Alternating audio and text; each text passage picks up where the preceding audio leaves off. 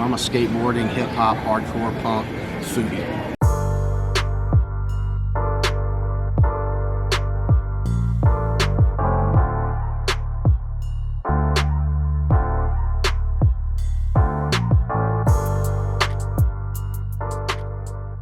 Nick Nicholson. Me and my wife Jennifer run Eating Alabama, which is a food blog, Instagram, and podcast.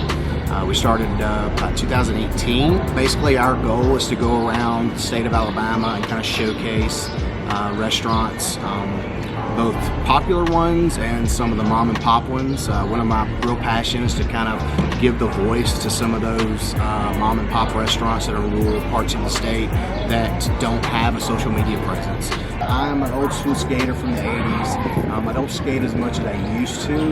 Yeah, tats and all. I mean, it's just one of those things that I love. Music is across the board, from hip hop, which is kind of my first early love was hip hop, Eric B. and Rakim. EPMD, that was like my first love that I would say that I was passionate about. And then skating kind of evolved, and punk rock music kind of went with it, and hardcore music in that scene. Got a great family, and I'm a dad, 3 kids. When we first started it, it was just a hobby thing, and it still is. I mean, it's just one of those things, again, we just wanted to kind of really help others and give them a voice. And, my wife, she's the one that kind of handles the Instagram side of things. And then for me, I usually do the podcasts and especially the meet and greets. And I want to be the best at what we do. I want to be that individual that people reach out to when they are in the state of Alabama for knowledge of what's going on in the eating scene. I have noticed that in some circles, you do have a connection of chefs that will feed off of one another. And restaurant industry is like a lot of industries. There's competition. Everybody's kind of vying for that spot. Everybody wants the diner to come to them.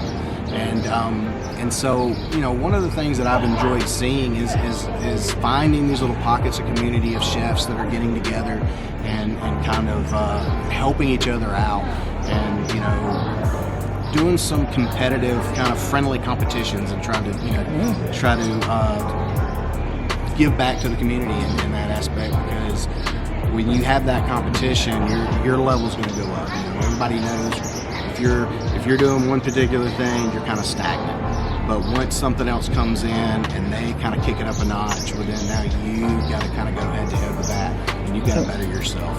And so, me kind of being in that area where I've been able to kind of connect some of these chefs to one another and create those relationships, it really, the city's benefit, the diners benefit, because all the students, it's kicking up their talent levels, and they're really kind of pushing it into new levels.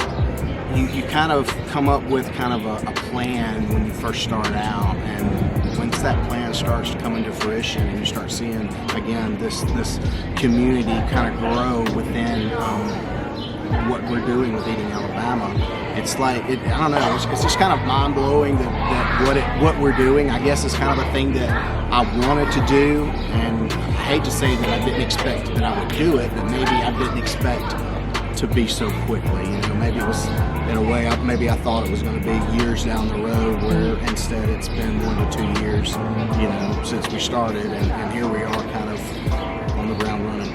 I've had several opportunities from outsiders come in, and they're seeing what we're doing, and that's kind of really what I'd love to see. I'd love to just see the growth of our community and the connections that is being made, and at the same time, I'd like to be able to be that individual where Eating Alabama is a name that everybody knows across the state, and even the South. Right now, we do have people that will come and visit, and we'll get messages. Where should we go? And I enjoy that. I enjoy telling people, this is a few good restaurants that's in this certain town that you'll be in, or don't miss this particular place. You will be 30 minutes away, but if you're there, go there, because you won't be disappointed.